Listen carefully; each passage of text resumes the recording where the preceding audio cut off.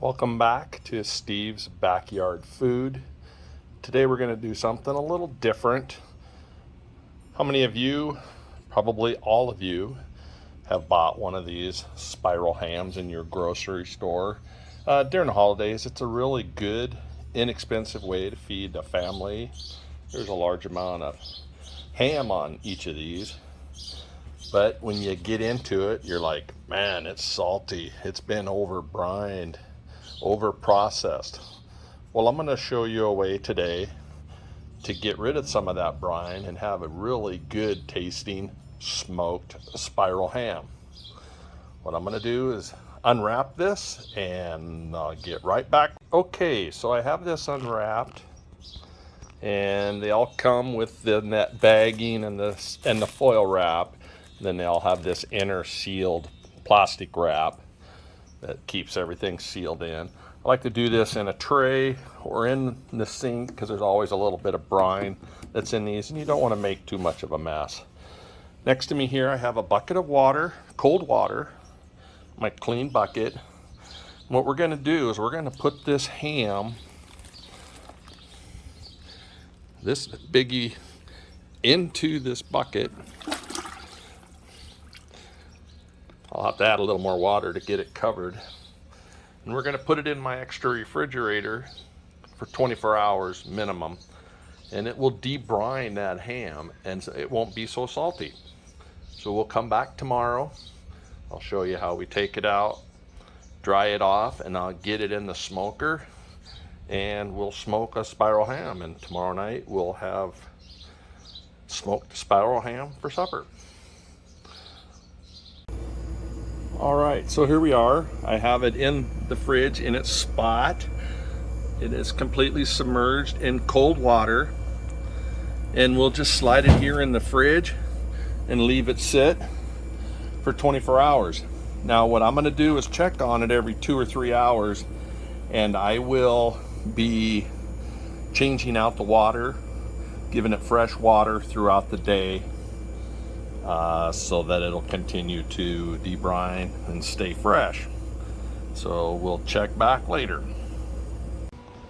Welcome back. Through the magic of editing, I have the spiral ham out of the water and dried, patted dry. I do have my dry rub that I put on there that I will use for smoking. It's my standard meat rub that I do. I will have the recipe for this down in the description box. I did find out that 12 hours was long enough for the de-brine process of the water. So I just took it out last night, dried it off, wrapped it up, and put it back in the fridge till this morning to get it into the smoker. I have my Louisiana Grill pellet vertical smoker going. I have set the temperature for 180 and it's coming up now. It's at 113, and once it gets going I will pull a shelf out, get that ham slid in there, and we will get to smoking. So stay with us and we'll follow the progress of this. Alright, so I moved the ham onto my other screen tray. It makes it a lot easier to get it in and out and move around. Down below in my water basin, I put a couple liters of water in there to help keep it moist while it's smoking. So it's coming right along and coming up the temperature. So we're going to close it up and let her smoke, and we will check back in about an hour. All right, I'm checking on the ham. It's been an hour and a half. We're smoking along good. Got a good amount of water down in the pan still. The internal probe is only showing at 68, 69 degrees after an hour and a half. So I am going to bump the temperature up to 225 and see what we can get going. Hurrying this thing a little bit along. Seems to be going a little slow for the first hour and a half. So I'm gonna come over here and just do a quick bump. And we're up to 225 on the set temperature. We'll let that go for another hour and check back. Okay, I'm back out here at the smoker checking on the ham. We've been running at 225 and we have internal temperature probes saying 98 and 99. I'd like to get it a little bit warmer than that before I put a glaze on. I have a glaze that I've made and I'll warm that up. I'd like to have a temperature internal of about 110, 120 before I put the glaze on, because I only want to take it up to about 140 for an internal temperature. You remember these spiral hams are cooked. We just need to bring them back up to temperature. But I want to get it nice and warm so that we can eat it. So we'll let that go and check back in a little bit. All right, we're back out at the smoker checking on the ham. We're running at 250 degrees on the set. The thermometers probes are running at about 116, 120.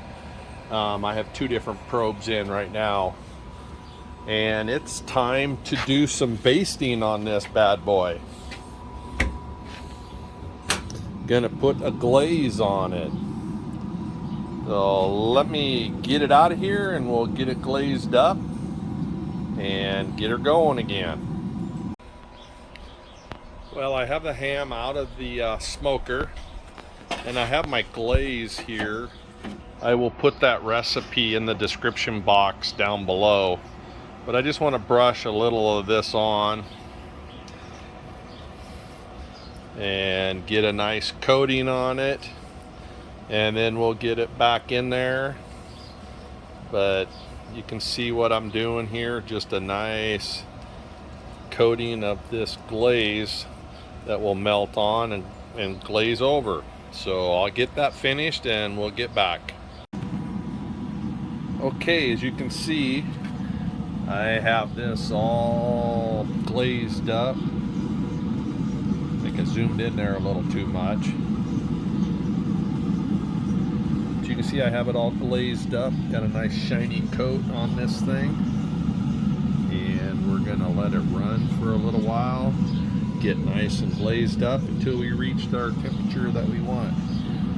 As you can tell, I trussed this up with some baker's twine because being it's a spiral ham, it's pre-sliced, so it tended to want to fall apart when I was doing the de-brining after I took it out of the de-brining water last night. So I trussed it up and it's looking really good and holding together fine. So we'll just let this go until our internal temperature reaches right around 140, which hopefully shouldn't be too much longer. Here is the glazed ham out of the smoker.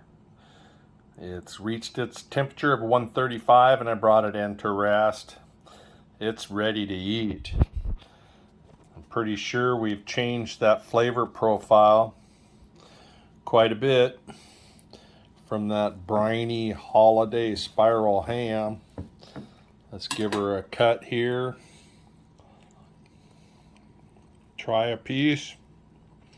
Look at that. That's just awesome. That's really good. I think the wife is going to be really happy with this because this is one of her favorites. Spiral ham. If you liked my video, give it a thumbs up.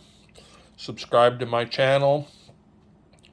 We're going to have more and more videos of our food fun and recipes from Steve's Backyard Food. So follow us, keep watching, and we will see you in the next video.